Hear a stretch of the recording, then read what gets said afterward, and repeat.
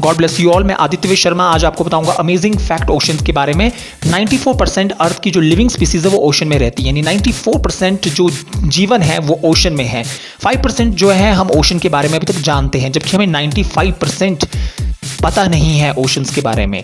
World की जो largest mountain chain है जिसका नाम मिड ओशनिक रिज है वो 65 किलोमीटर लंबी है और वो ओशन में है। 70% ऑक्सीजन हमें ओशन से ही मिलती है, जबकि 20% ऑक्सीजन हमें अकेले अमेज़न फॉरेस्ट से मिलती है।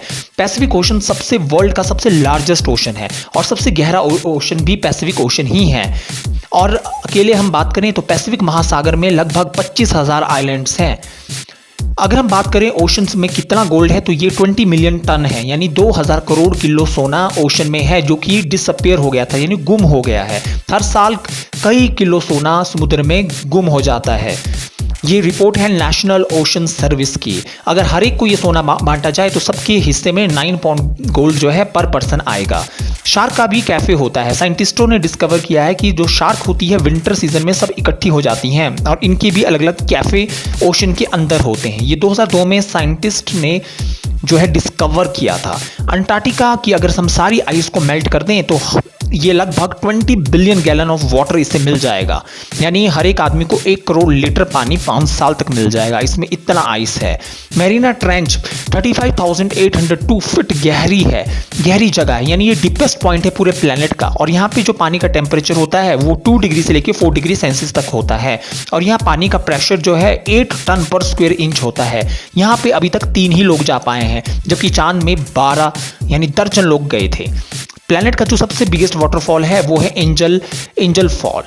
अगर हम लाउडेस्ट ओशनिक साउंड के बारे में बात करें तो 1997 में national oceanic and atmospheric administration, जिसे NOAA कहते हैं, उन्होंने अभी तक का सबसे लाउडेस्ट ओशनिक साउंड डिटेक्ट किया था। ये इतना बड़ा साउंड था जो कि 3000 माइल अवे तक भी सेंसस ने डिटेक्ट किया है।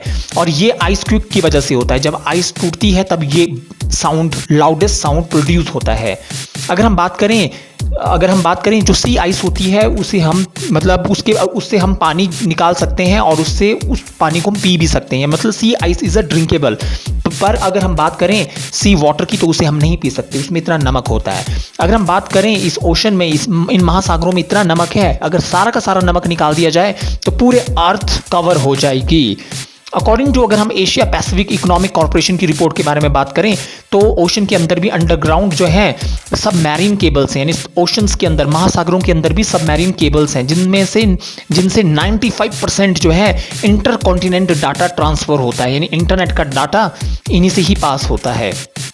90% ज्वालामुखी ओशंस के अंदर हैं और इनमें से सबसे ज़्यादा जो ज्वालामुखी हैं वो साउथ पैसिफिक ओशन में है। यहाँ पे लगभग 1133 ज्वालामुखी हैं। सुनामी की स्पीड 500 माइल पर आवर होती है, ये भी अमेजिंग फैक्ट है। अगर हम बात करें ओशन की वजह से ही हमारा प्लेनेट डार्क है, यानी जितनी भी लाइट एंटर होती है वो दरअसल प्लेनेट में एंटर हो ही नहीं पाती है, क्योंकि ओशंस में इतना पानी है कि लाइट पेनिट्रेट नहीं हो पाती है। 1966 में यूनाइटेड स्टेट्स अपना एक हाइड्रोजन बॉम्ब ओशन में खो दिया था, यानी उनका जहाज जब डूब गया था तो 1966 में उनका हाइड्रोजन बॉम्ब भी गुम हो गया था, जिसे एक स्पेनिश फिशरमैन ने ढूंढा था। ये भी बहुत अमेजिंग फैक्ट है।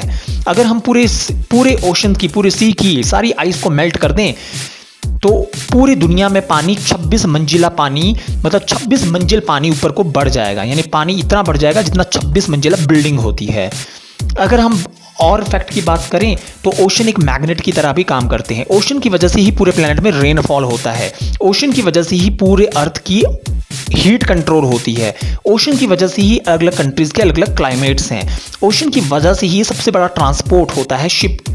जो शिप्स जितने भी चलते हैं ओशन की वजह से ही वो चलते हैं, तो सबसे बड़ा ट्रांसपोर्ट भी ओशन की वजह से ही होता है। अगर हम इसके बारे में और बात करें तो 90% लाइफ हम ओशन की अभी जानते ही नहीं है, यानी हम 10% जीव जंतुओं को, यानी जीवों को जानते हैं जो कि ओशन में रहते हैं, जबकि हम 90% को नहीं जान पाते। और भी ओशंस के बारे में अगर हम ओशनोलॉजी पढ़ें, जो कि साइंस ऑफ ओशन होता है, तो कम से कम 70 साल लग जाएंगे अगर आप ओशन को बिल्कुल डेप्थ में पढ़ना चाहते हैं तो, क्योंकि ये बहुत बड़ा साइंस है। और ओशनोलॉजी पे लगातार रिसर्च भी हो रहे हैं, यानी ओशंस एक अभी तक मिस्ट्री है। और एक और फैक्ट है, हम मार्स के बारे में इतना कुछ जानते हैं, यानी मार्स का मैप हमें इतना क्लियर है, पर हमें अपने अर्थ के ओशंस का मैप क्लियर नहीं है। ये भी एक रिपोर्ट है। अगर आपको ये वीडियो अच्छी लगी, चैनल को सब्सक्राइब कर दीजिए और लाइक कर दीजिए। Thank you very much. God bless you.